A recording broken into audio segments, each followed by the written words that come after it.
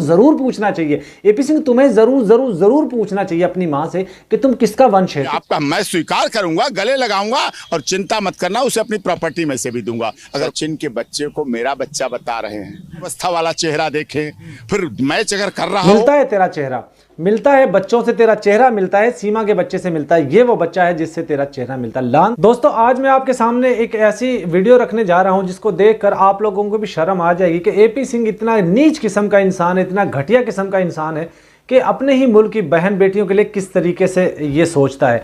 Nirbhaya case के अंदर भी इसने अपनी बहन बेटियों को इतना अपमानित किया, इतना पीड़ित किया कि सारा मुल्क इसके खिलाफ खड़ा हो गया।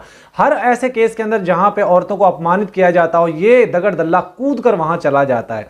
तो ये वीडियो देखिएगा जिसके अंदर ये दगड़ दल्ला अपने मुल्क की बहन बेटियों के लिए किस तरीके से ये गंदे गंदे शब्द इस्तेमाल कर रहा है। और आपको मैं बता दूं, अमित जानी ने जब फिल्म का निर्माण किया था, जब सीमा हैदर वहां पे गई थी, तो उस वक्त उसने एक वीडियो के अंदर, फिल्म के अंदर यही कहा था कि ये लोग ये कह रहे हैं कि एपी सिंह का बच्चा है, ये उस वकील का बच्चा था। आज वो चीजें एपी सिंह खुद अपने मुंह से एक्सेप्ट करता हुआ नजर आ रहा है। एक वीडियो मैं आपके सामने रखने जा रहा हूं, जिस वीडियो के अंदर आप लोगों को पता चल जाएगा। तो आप लोग तमाम दोस्त गौर से ये वीडियो देखेंगे जिसमें एपी सिंह औरतों को जलील करता हुआ नजर आ रहा। तो ये वीडियो देखिए। देखिए, जो लोग सचिन के बच्चे को मेरा बच्चा बता रहे हैं, मैं तो कहता हूं वो अपने बच्चों को भी मेरे से मैच करें, वो अपनी पत्नी से भी वेरीफाई करें। हो सकता है उनके बच्चे भी मेरे हों, इसका क्या है। हो सकता है, मैं पिता बनने के लिए तैयार हूं। मैं दादा, मामा, चाचा, मौसा, फूफा जो बन सकता हूं, मैं तैयार हूं।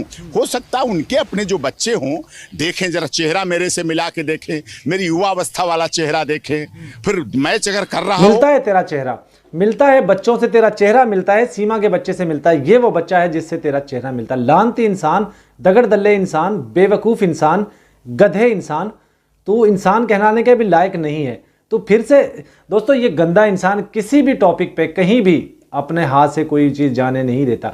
ये इसकी बातें, क्या कोई बड़ा वकील, समझदार, पढ़ा लिखा इंसान इस तरह की भाषा का उपयोग कर सकता है जिस तरह ये दगड़ दल्ला बोल रहा है? आगे सुनिए और क्या बकवास कर रहा है ये। और वो लाएं अपने बच्चे को कि ये आपका, मैं स्वीकार करूंगा, गले लगाऊंगा और चिंता मत करना, उसे अपनी प्रॉपर्टी में से भी दूंगा। अगर कोई कह देगा कि ये आपका बच्चा है, देखिए बच्चे को क्यों घसीट रहे हैं। तू तो खुद सीमा के टुकड़ों पे पल रहा है, तू क्या अपनी प्रॉपर्टी में से किसी को हिस्सा देगा? तू खुद भागा भागा जाता है सीमा के घर, वो नाचना गाना शुरू कर देती है। जब उसको ज्यादा, तुम्हें ज्यादा पैसों की जरूरत पड़ती है तो वो ज्यादा नाचती है। इवन यहां तक तुम्हें शर्म नहीं आती, बेशर्म इंसान। तूने उसको एक टोपी ड्रामा किया कि वो महिला प्रेग्नेंट हो गई, मां बन गई, प्रेग्नेंट हुई तब भी वो नाचती गाती रही, उसने बच्चे को जन्म दे दिया तब भी वो नाचती गाती रही, दूसरे दिन ही तुमने उसको नचा दिया।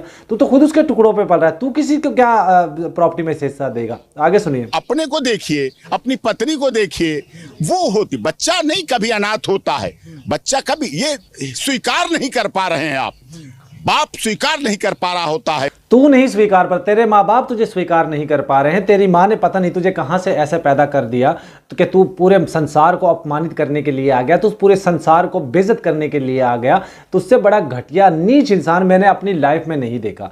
जितना तू बेशरम, बेहया, बेगैरत है, यही वो भाई है ना जो अपनी बहन को ये कहता था मेरी बहन शुद्ध देसी घी है, इसको रोटी पे लगा कर खाओ, ये रात को 12 बजे तो बेड टूटने की आवाज़ें आती हैं, ये तो पहले मर्द की मर्दानगी टेस्ट करती है।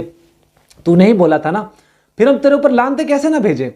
दोस्तों, इस बगैरत इंसान की आगे और सुनिए क्या बकवास करता है, खासतौर पे हिंदुस्तान की महिलाओं के लिए क्या बोल रहा है, और सुनिए। कि मेरा बच्चा है, वो बच्चे की क्या गलती है? बच्चे तो ऊपर वाले ने दिया, ईश्वर, अल्लाह, गॉड, खुदा जहां से आया वो आया है। अगर लोगों को लगता है कि उनके बच्चों पे भी शक है तो अपनी पत्नी से पूछें, पता करें। देखिए माँ अच्छा सुनो, ये बेगैरत क्या कहता है, पाकिस्तान में तो बच्चों की पैदा करने की मशीन समझी जाती है, मुसलमान तो 10-10 बच्चे पैदा करते हैं। और अब यहाँ बकवास कर रहा है कि ऊपर वाले की देन है, ईश्वर की देन है। तो तेरी दफा ईश्वर की देन है, और जब किसी के घर में 4-4, 10-10 बच्चे हो जाते हैं, वो ईश्वर की, ऊपर वाले की, अल्लाह की देन नहीं है? दगड़ दल्ले इंसान, तू कौन से स्कूल में पढ़ा है? तेरी छोटी छोटी गलतियां हम लोग तुझे एक्सपोज करते जाते हैं, लेकिन तू बेशर्मों की तरह ढीठ होकर तू दुनिया के सामने फिर भी आ जाता है, फिर भी तो अभी तक जिंदा है। हैरानगी होती है हमें, कहां से ये जीव आ गए हैं। अरे हिंदुस्तान में ऐसे जीव कहां कहां से आ जाते हैं। सुनिए आगे और क्या कहता है। सच होती है, पिता कभी सच नहीं होता है। पिता सच होता है, सिर्फ माँ कहती है कि बेटा ये हैं तुम्हारे पापा, ये हैं तुम्हारे चाचा, ये हैं तुम्हारे ताऊ। वो तो देखता फिर करना शुरू हो जाता है। बिल्कुल सही कह रहा है। एपी सिंह तू बिल्कुल ठीक कह रहा है, ये बात मैं भी मानता हूं कि माँ सच कहती है, माँ को पता होता है कि ये किसका खून है, किसका बीज है। तो तू एक काम कर, तू अपने घर जा, अपनी माँ से पूछ कि मैं किसका हूं। तो पूछ अपनी माँ से, बिल्कुल जरूर पूछना चाहिए। एपी सिंह तुम्हें जरूर जरूर जरूर पूछना चाहिए अपनी माँ से कि तुम किसका वंश है, तू किसका बीज है, तुझे कहां से तेरी माँ लेकर आई। और सुनिए दोस्तों, पापा पापा पापा डैडी डैडी डैडी, सच माँ होती है। माँ जन्म लेती है, माँ को ही पता होता है कि उसका बच्चा क्या पिता कौन है, वही जानती होती है। तो जो लोग कह रहे हैं ऐसा, उन्हें अपनी पत्नियों से पूछ लेना चाहिए कि मैं तो ये बोल रहा हूं, कहीं तुम्हारे में तो कोई बात नहीं है। कभी एपी सिंह जी आते हो, जाते हो, मिले हो, बुलाती हो, मिलते हो, वीडियो तो बहुत देखती हो एपी सिंह की, क्या पता यही चक्करबाजी कुछ हो, ऐसा हो तो देख ले। कह रहे हैं सीमा हैदर के बच्चे का डीएनए टेस्ट होना चाहिए। हाँ बिल्कुल होना चाहिए, बिल्कुल होना चाहिए। तू पहले अपने बच्चों का डीएनए करवा, अपने बच्चों के बारे में सोच कि तुम्हारे बच्चे वो हैं कि नहीं। तेरी पत्नी तो स्वर्गवासी हो चुकी है, वो तो अब जिंदा नहीं है, वरना मैं तुम उसके लिए भी कुछ बोल देता। वरना जिंदा होती तो मैं तुझसे कहता, जा अपनी बच्ची से, अपनी बेटी से, अपनी माँ से, अपनी बीवी से जाकर पूछ कि ये बच्चे किसके हैं। जो 2 बच्चे तू लेके फिर रहा है, एक बेटा और एक बेटी, तो उनके जाके अपनी बीवी से पूछ के वो किसका वंश है, किसका खून है। क्योंकि तुझे अकल मौत नहीं है, पढ़ा लिखा तू नहीं है, पता नहीं कौन से स्कूल कॉलेज में तूने डिग्री ली है। आगे सुनिए। उनके अपने बच्चों का डीएनए टेस्ट पहले करा लें, फिर इसका भी करा लें आके, क्या पता, मुझे तो उनके पे डाउट है।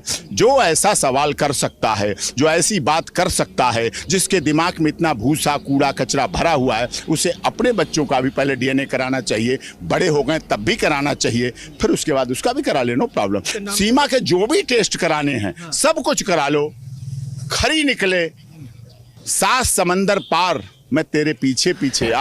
तेरे माँ बाप ने तेरा डीएनए क्यों नहीं करवाया? तू अपनी माँ के पास जा, उससे जा करके कि तुम्हारा डीएनए होना चाहिए। अगर तुम्हारे पास पैसे नहीं है तो उस नचनिया से ले लेना, काफ़ी सारे पैसे नाच नाच कर तुम्हें दे देगी। एक ठुमका लगाएगी तो काफ़ी सारे उसके व्यूज़ आ जाएंगे, काफ़ी सारे लोग उस पर प्रसन्न होकर उस पर पैसे लुटा देंगे। तू अपना पहले डीएनए करवा, उसके बाद सीमा का करवा, उसके बाद सीमा के बच्चों का करवा, उसके बाद मित्रपाल की पूरे टब्बर का करवा। इनमें से अपना कोई भी नहीं निकलेगा इनमें, लेकिन शुरुआत तू कर, चल डीएनए करवा अपना। आगे सुनिए दोस्तों क्या बकवास करता है। गई और वो जिल्मी तेरी जान तेरे कदमों के नीचे आ गई। तू बैठा चौवारे पर, मैं तेरे पास आ गई तो उसे स्वीकार कर ले। प्यार में अगर आई हो, गलत आई हो तो उसे 1 बार नहीं 2 बार फांसी दे दो। बिटिया ने जन्म लिया है। अब कुछ लोग ये भी जानना चाहते हैं कि आगे का कार्यक्रम क्या है, नामकरण के लिए क्या व्यवस्थाएं हैं और कब की तारीख तय हुई है। हाँ आपको बता रहा हूँ मैं, एक्सक्लूसिव है, आज ही मैंने डिसाइड। अच्छा, प्यार में आई हो तो तू कैसे कह सकता है वो प्यार में आई है? तूने क्या उसके अंदर झांती मार के देखा है? तूने उसके अंदर हाथ डालकर देखा है? बेगैरत इंसान, घटिया इंसान, लूंबड़ी के बच्चे। मुझे दोस्तों इसकी वीडियो देखकर मुझे इतना गुस्सा आ जाता है, जिस तरह की अश्लील भाषा का उपयोग करता है, औरतों को अपमानित करता है, बकवास करता है। अपनी बहन के लिए, जिसको बहन बोलता है, उसके लिए इसने गंदा गंदा बोलता है। शर्म आनी चाहिए तुझे एपी सिंह, पता नहीं कौन सी कूड़े क्रिकेट्स की तू पैदावार है। आगे सुनिए दोस्तों क्या पंडित जी ने बताया, 7 अप्रैल का उसका छोचक ले जाएंगे हम लोग। दिव्यता के साथ, भव्यता के साथ, गौरव के साथ, विशालता के साथ भव्य दावत होगी।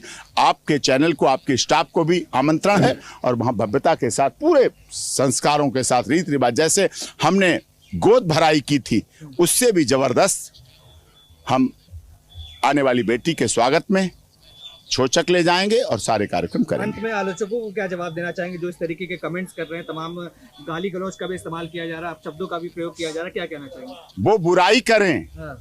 बहरहाल दोस्तों ये थे इस गंदे इंसान की गंदी गंदी बातें, जो कि इसके ऊपर मैं तो कहता हूं, इंसान अगर आप सच्चे हिंदुस्तानी हैं, आप लोग सच्चे अपने मजहब को मानते, तो इस बंदे के ऊपर लानते धिक्कार भेजे बगैर आपने नहीं जाना। इस वीडियो के लास्ट में कमेंट में इसके ऊपर लानते धिक्कार जरूर भेजनी।